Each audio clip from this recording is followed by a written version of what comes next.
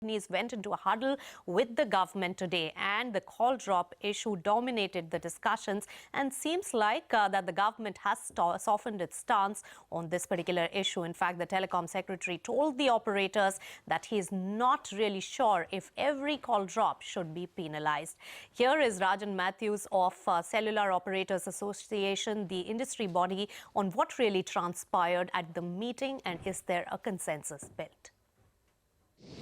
One of the things that we agreed on, that we need to educate the public in terms of saying, look, what does these metrics mean? What type of improvements have been made? And across the board, all of the operators showed metrics to the DoT, which the DoT itself has, which shows that over the last 9 months, significant improvements have been taking place in all of the licensed service areas.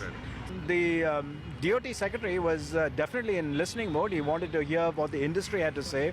And so when we talked about the financial health of the industry, we said, look, we've got 380,000 crore rupees. All right, we said our rate on return of, invested capital is just about 1% across the industry.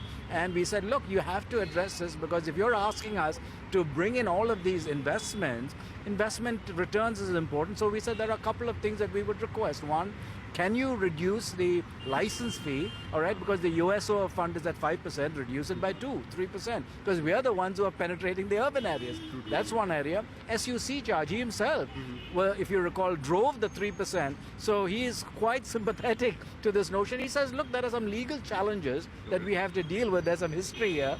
I can't just do everything.